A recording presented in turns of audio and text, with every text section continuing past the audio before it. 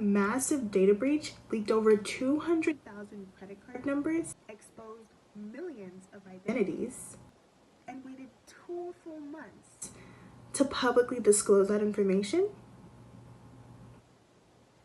If you said the 2017 Equifax data breach, the title of this video, then you're right.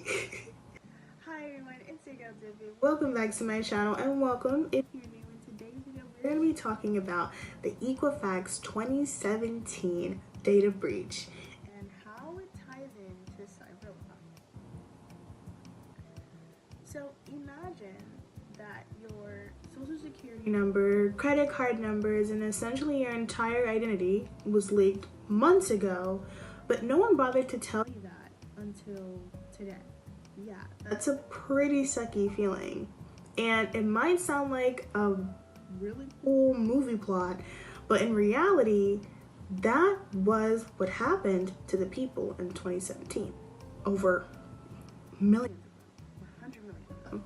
At the time, Equifax was one of America's big 3 credit giants, and it was all brought down, well, not entirely brought down, but did a lot of damage due to simple negligence. Let's do a quick breakdown of the timeline and then we'll get into the good stuff.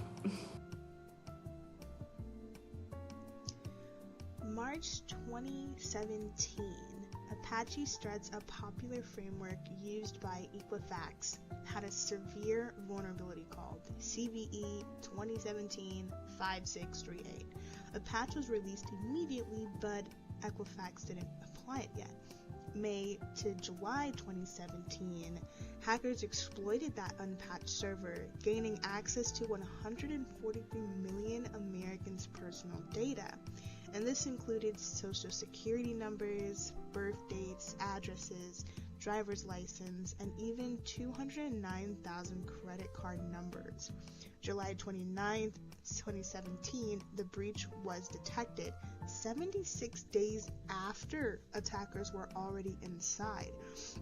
And September 2017, public disclosure was finally admitted, and executives faced scrutiny for selling stock before the announcement, raising insider trading questions. And this wasn't just a technical failure. It was an organizational failure too, as responsibilities spanned across executives and board members who failed to prioritize cyber risk and management, IT and operations who did not patch the servers, security teams who detected the issue far too late, DevOps and third-party managers who mismanaged critical operations. If this happened today, laws like the CCRA, CCPA, I'm saying that right, and the GDPR would also apply, which shows that we're doing something right. The breach tested multiple U.S. laws. The FTC enforced against Equifax for unfair or deceptive practices due to inadequate data security. The state breach notification laws requires disclosure to affected consumers. FCRA obligations around safeguarding consumer data were tested, and security laws raised questions about timely public disclosure and insider trading. But the real question here is, despite those frameworks not implemented at that time, could it have still been prevented? The obvious answer is absolutely. As for technical fixes, timely patching, automated vulnerability management, encryption, multi-factor authentication, segmentation, and monitoring could have definitely helped.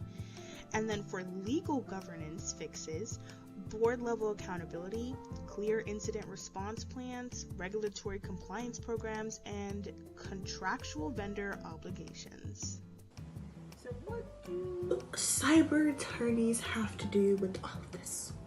Well, since cyber attorneys bridge the gap between cybersecurity and law, they would be doing plenty before and after incidents. They could have advised on regulatory and compliance frameworks to prevent lapse, reviewed contracts and vendor SLAs to ensure security obligations were enforced, and conduct audits to verify patch management and incident response readiness. And for after the breach, they also play a crucial role, this time in coordinating regulatory reporting and evidence collection, guiding public disclosure to minimize liability, negotiating settlements and advising on remediation programs, as well as helping design policies and governance frameworks to help prevent future incidents. Incidents like these are the reasons why cybersecurity gets better over time anyway. So even though it affected a lot of people negatively, it kind of affected us all positively in the long run. As a result, we now have stronger FTC enforcement and multi-state penalties, board-level oversight for cybersecurity risks, faster patching, incident detection and disclosure expectations, as well as corporate governance reforms, consumer protections, and growth of cyber insurance. Anyway, 8 years later, and the Equifax breach has taught us a very critical lesson.